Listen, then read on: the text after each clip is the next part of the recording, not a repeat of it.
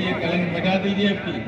इतनी लद्दी सरकार चल रही है उत्तर प्रदेश की, जालिम और डिक्टेटोरियल गवर्नमेंट है। इसको अगर नहीं मात देंगे तो देश का भविष्य बिल्कुल खतरे में। और मैं आपको बताना चाहता हूँ, मैनपुरी के चुनाव में समाजवादी पार्टी की जीत 24 से बीजेपी के पतन का रास्ता साफ करने वाली है। इसलिए आप लोगों पर बहुत बड़ी जिम्मेदारी है।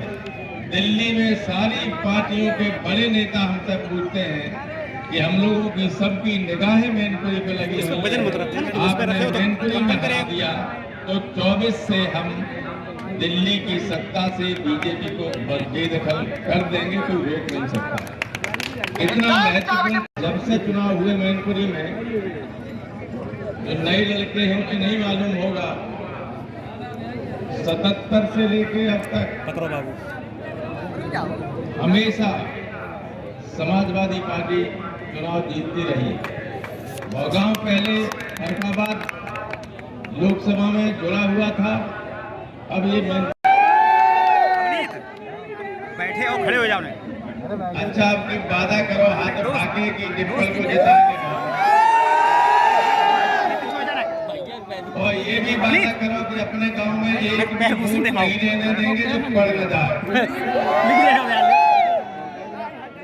ये बताओ, हर गांव के 10-5% वोट बाहर है कि नहीं? लाओगे कि नहीं लाओगे?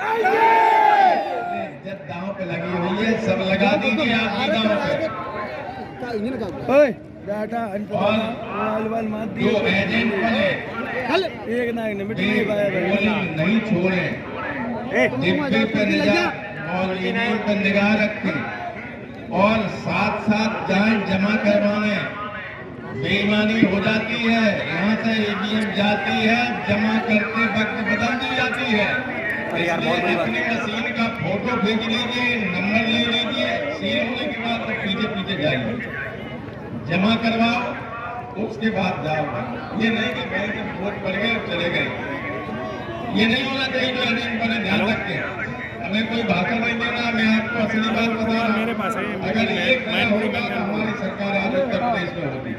इतने बड़े पैमाने पर बेईमानी हुई और मैनपुरी के चुनाव पर बीजेपी का भविष्य निर्भर है, इसलिए इसमें भी गड़बड़ी कर सकते हैं। कोई गड़बड़ी मत होने देना। 5 तारीख को कोई पोलिंग जो आपकी बहुसंख्यक पोलिंग है, जहाँ आप जीतने वाले हैं, वो 90% से कम नहीं होनी चाहिए। अगर ऐसा होगा तो फिर से भी आप लीड करेंगे बड़े पैमाने पर। इन्हीं शब्दों के साथ मैं आप सबसे ये प्रार्थना करते हुए कि नेताजी का नेताजी की निधन की वजह से ये सीट खाली हुई है, इसमें तो हक है ही हमारा पार्टी का। और नेताजी को ये सच्ची श्रद्धांजलि होगी कि एक वोट भोगांव से पड़े जो डिम्पल के खाते में जाए, साइकिल वाले बटन पर। इन्हीं शब्दों के साथ कहाँ लेट हो गई थी? एक आध विजुअल डालने दे रही। सेक्टर प्रभारी बड़े पैमाने पर आए हैं, सबके सब उपस्थित हैं, सारे के सारे नेता हैं। नेता वही बड़ा होता है जो अपने बूथ को जिताता है बड़े पैमाने पर। आप चाहे जाए कोई नेताओं के आसपास चक्कर लगाता रहे, लेकिन इज्जत उसी की ज्यादा होती है जिसका बूथ ज्यादा वोट से जीतता है। और ऐसा चुनाव हमारे सामने आ जाएगा, और ये पहला ऐसा चुनाव होने जा रहा है जहां हमारे नेता हमारे बीच में नहीं है, जिनको आपने कई बार मतदान देकर के न केवल लोकसभा बल्कि इस देश के बड़ा नेता बनाने का काम किया। आज नेताजी हमारे बीच नहीं है, और जिस समय नेताजी हमारे बीच नहीं है, वहीं हम और आप मिलकर के इस चुनाव को ऐतिहासिक जीत दिलाएं, जिससे पूरे के पूरे देश में संदेश जाए कि मैनपुरी के लोग अभी भी नेताजी के साथ पूरी जिम्मेदारी के साथ खड़े हैं। नेताजी लोकप्रिय नेता रहे, और न केवल हम बल्कि पूरे देश के लोग नेताजी को नेताजी कहकर ही बुलाते थे।